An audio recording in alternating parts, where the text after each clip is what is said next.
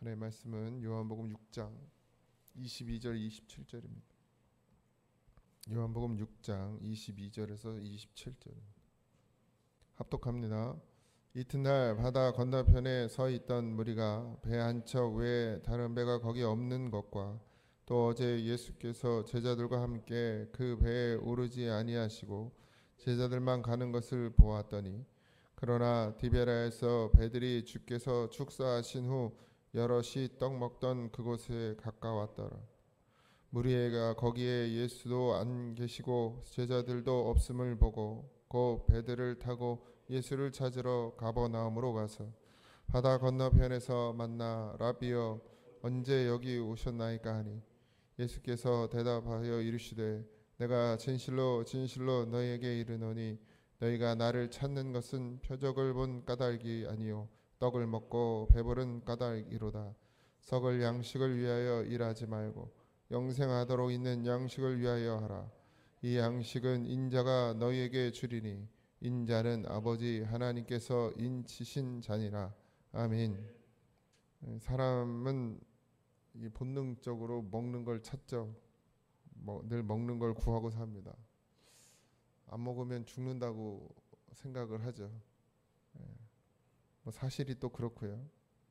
그래서 일을 합니다. 생존을 위해서 필수적으로.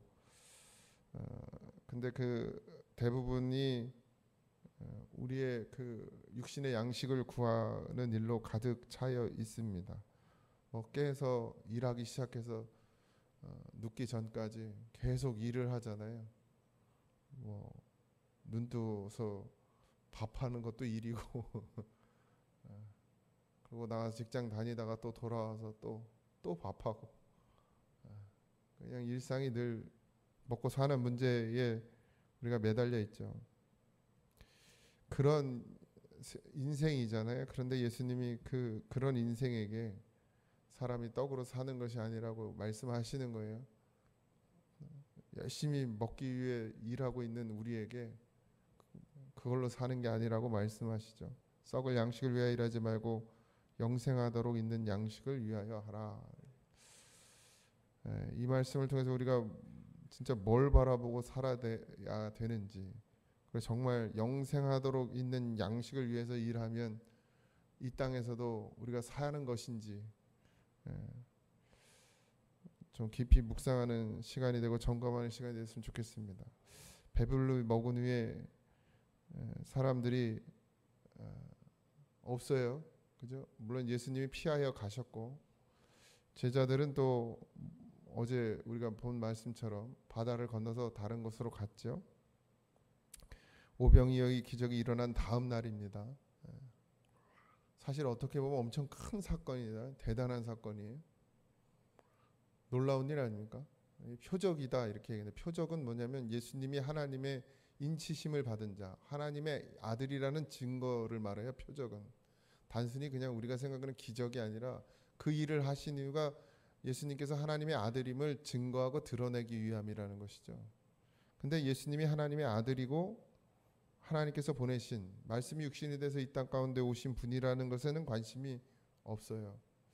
오병이의 기적을 했습니까? 생각을 해보세요. 그걸 가지고 보리떡 사서 물고기 2마리를 가지고 5,000명이 먹었어요. 이 사건을 지금 우리가 눈앞에서 봤다고 생각해 보세요. 그 자리를 떠날 수 있겠습니까, 여러분? 다 떠나지. 배고픔이 해결됐으니까 이제 가서 볼일 봐야지. 근데 다 있다가 그 다음날 아침에 또 찾는 거예요. 예수님은 제자들을 먼저 보내시고 밤중에 무리를 걸어서 제자들과 함께 가버나움에 가시죠. 근데 다음날 예수님이 계셨던 곳에 사람들이 찾아옵니다. 왜 찾아와요? 또 배고파졌지 뭐 이제. 또 배가 고파. 먹을 것을 주시는 예수님을 찾아온 것이죠. 그 자리에서, 그런 일이 일어났을 때 그 자리에서 우리가 예를 들어서 삶의 문제를 해결받았으면 그 자리에서 예수님을 만나야 돼요, 여러분. 근데 우리가 자꾸 교회를 다니는 목적이 그냥 삶의 어떤 문제를 해결하기 위한 것에 우리가 머물러 버리니까 해결되면 갔다가 마음이 떠났다가 또 문제가 생기면 와서 또 간절히 기도하고 또 그 문제가 해결되면 또 돌아갔다가 이게 우리의 믿음이 되면 안 됩니다, 여러분. 이게 믿음도 아니지만 근데 사람들은 그러는 거예요. 지금 배고픔 문제를 해결하니까 또 일상으로 돌아가는 거죠. 예수님을 따라가야 되는데 예수님을 쫓아야 되는데 하늘의 일을 해야 하는데 그냥 썩을 양식을 위해서만 사는 것이죠.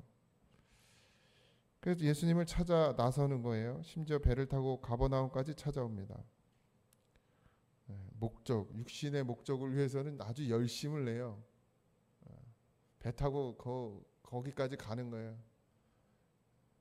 그걸 어떻게 하느냐? 그래서 예수님이 오는 그들에게 내가 진실로 전실로 너에게 이르노니 너희가 나를 찾는 것은 하고 표적을 본 까닭. 이 표적이 예수님의 아들임을 증거하는 것인데 그것을 본 까닭이 아니라 떡을 먹고 배부른 까닭이로다. 예수님이 틀렸어요? 사람들이 틀려요? 예수님은 맞아요. 늘 진리거든요. 아니라고 부인해도 소용없어요. 우리가 예수님을 따르는 이유가 떡을 먹고 배부른 까닭이라는 거예요. 내 문제가 해결돼서라는 거예요. 예수님이 그런 예수님이라는 거예요. 단순히 그냥 나를 배불리고 나의 문제, 인생의 문제를 해결하는 분 정도로만 여기는 것이죠. 그게 맞았다는 거예요? 틀렸다는 거예요? 틀리다는 얘기예요.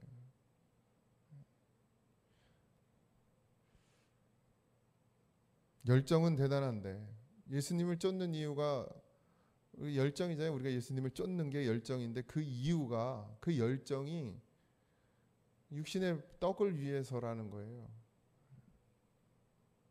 그런 열정을 하나님 기뻐하시지 않으죠. 내가 인정받고 내가 교회에서 어떤 자리에 있고 내가 사람들에게 어떤 높임을 받고 이런 것 때문에 예수님에 대한 열심을 내는 사람들이 있단 말이에요. 목회자들도 그런 사람들이 많습니다. 저도 그럴지도 몰라요. 성도들이 인정해 주니까, 성도들이 우리 목사님 해주니까, 또 뭔가를 남기고 싶어서. 이게 다 쓸데없는 짓입니다. 뭐 할 거예요, 남겨서. 제 당대에 예를 들어서 제가 여기서 사역하는 중에 뭔가 업적을 이루는 게 그게 뭐가 중요합니까? 그게 업적이 뭐 하나님 나라에 쌓이는 거예요? 진짜 업적이라 그러면 한 영혼 살려내는 게 업적이죠. 영혼을 살리는 일이 업적이지. 그건 하늘나라에 남겠지. 그러나 나머지는 아무 의미 없습니다.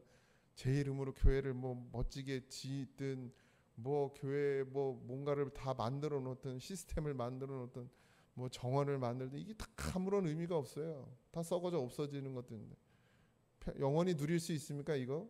그렇지 않죠.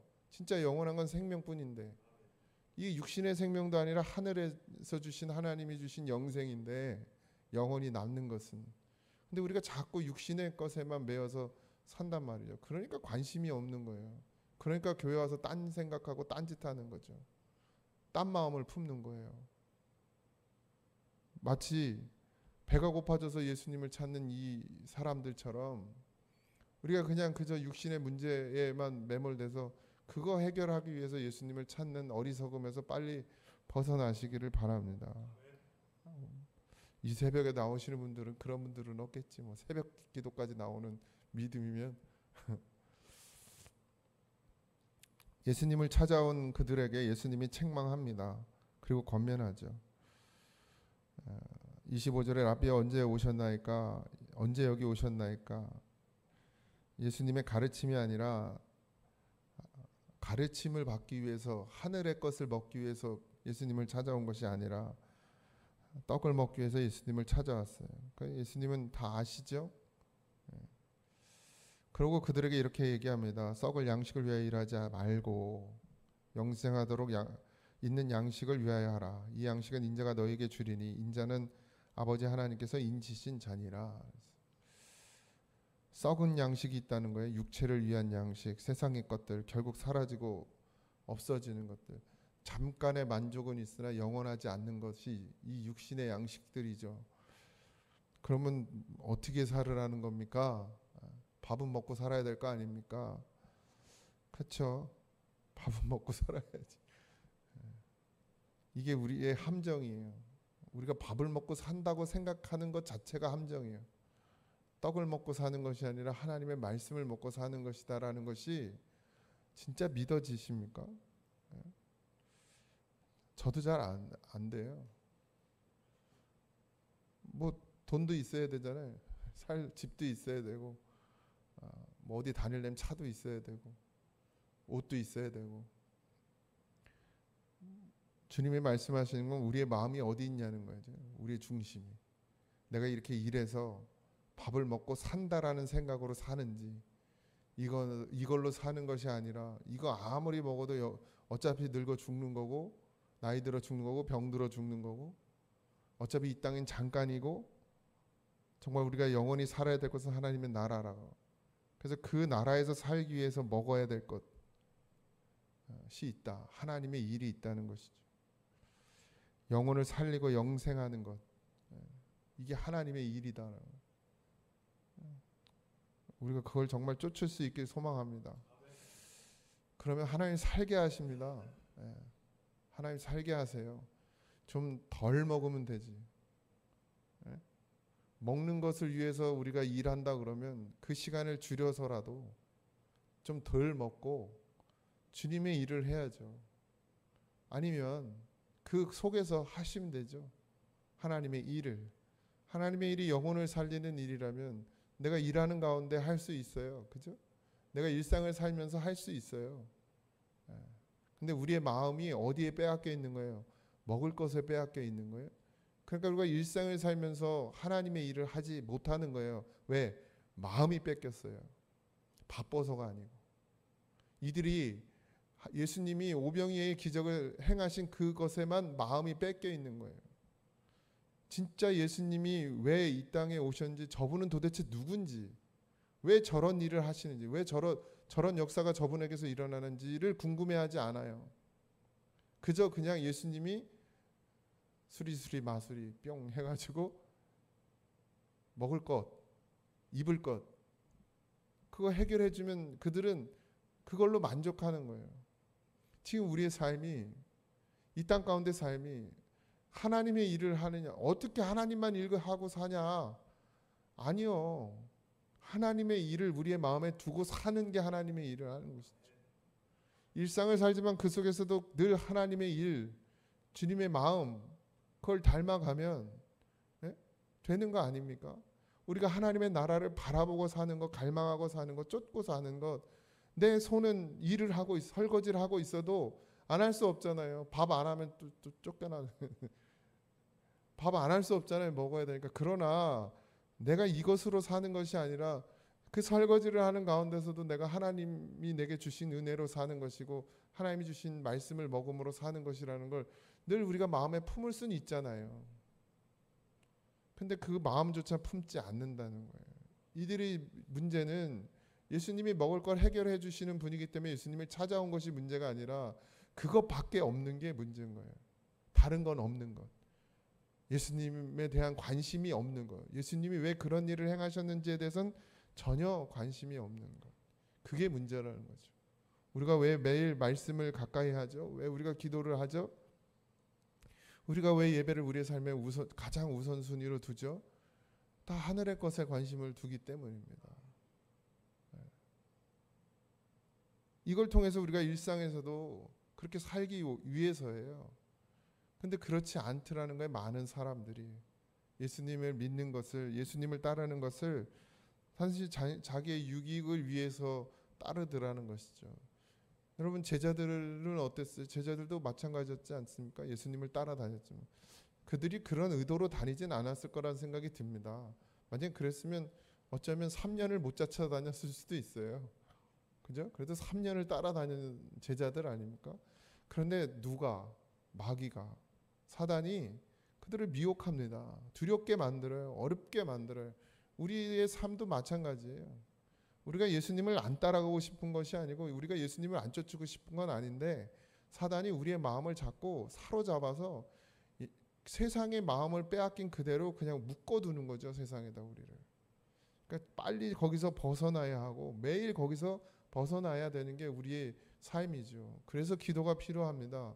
오늘도 우리가 예수님 바라보고 살아야 되는데 어느 순간 내 생각과 마음이 그냥 하나님이 내 문제를 해결해 주면 그냥 내 삶의 일상에 큰 문제 없이 먹고 사는데 지장 없이 살고 있으면 잊어버리는 그 얄팍한 믿음에서 벗어나서 정말 강한 믿음, 굳건한 믿음을 갖게 해달라고, 반석 위의 믿음이 되게 해달라고. 그래서 어느 자리에 가든 어떤 상황에 있든 내가 부하든 가난하든 내가 건강하든 약하든 그 상황과 환경과 상관없이 오직 예수 바라보고 믿음으로 살아가는 그런 인생이 되어지길 주님의 이름으로 축복합니다. 썩을 양식을 위하여 일하지 말라 말씀하셨습니다. 그냥 다 놓고 노르란 얘기가 아니잖아요. 그 마음을 거기다 두지 말아라 이거죠. 그 일을 하더라도 하나님의 일을 생각하고 하나님이 왜 예수님을 이 땅 가운데 보내셨고 우리의 마음에 주셨는지를 기억하고 그것 때문에 사는 것임을 잊지 말으라는 얘기시죠. 거기다 마음을 두라는 것이죠.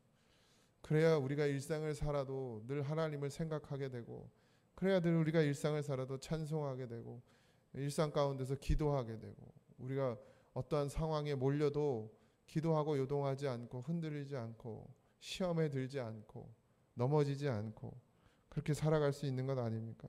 먹고 사는 문제가 늘 우리 앞에 있습니다. 자녀의 문제도 있어요. 직장의 문제도 있고 건강의 문제도 있고 인간관계의 문제도 있습니다. 그런데 그 많은 것들 가운데 우리가 놓치지 말아야 될 건 영생하도록 있는 양식을 위해 살으라고 하신 주님의 말씀인 줄 믿습니다. 오늘 하루도 바쁘겠죠. 힘들겠죠. 어렵죠. 그럼에도 불구하고 늘 기억해야 될 것 주님입니다. 주님. 주의 이름을 부르는 자는 구원을 얻는다는 그 말씀이 정말 내게 실제 되어졌으면 좋겠어요. 예수님의 이름을 부르면 구원을 얻는 내 삶 가운데 생명을 얻는 것을 늘 볼 수 있는 그런 삶이 되어지시기 바라고 원망과 불평이 나올 때 주님의 이름을 부르십시오. 그러면 사는 줄 믿습니다. 오늘 하루도 그것이 양식이 되길 소망하고 주의 말씀이 양식이 되어서 내가 살아가는 날 동안 주님을 찬송하며 살아가는 믿음이 되어지길 주님의 이름으로 축복합니다. 기도하겠습니다. 하나님 이 땅을 살아가며 먹어야 하고 입어야 하고 또 누울 곳이 필요한 것이 우리의 인생입니다. 그런데 주님께서 그런 우리에게 썩어질 양식을 위해서 일하지 말고 영생하도록 있는 양식을 위해서 일하라고 말씀하셨다면 반드시 그 뜻이 있는 줄 믿습니다.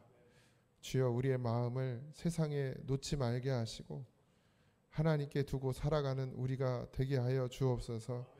그러려면 믿음이 필요합니다. 성령의 능력이 필요합니다. 우리의 생각으로 우리의 결단으로 도무지 그 길을 갈 수 없사오니 우리의 마음을 빼앗기지 않도록 우리의 마음을 세상에 두지 않도록 하나님 우리 안에서 우리를 도와주시옵소서. 정말 믿음으로 살기를 원하나 아버지 육신이 자꾸 우리를 세상으로 끌고 갑니다. 나의 정욕과 나의 욕망과 나의 욕심과 나의 이기심과 아버지 이 모든 것들을 주의 성령의 불로 태우시고 반드시 주의 뜻을 이루며 살아가는 믿음의 사람이 되어지도록 오늘도 주의 이름을 부르며 구원을 누리며 살아가는 인생이 되어지도록 우리를 축복하여 주시옵소서. 오늘도 우리가 연약하여 넘어지오니 그래서 주님만 바라봅니다. 그리고 하나님을 의지합니다.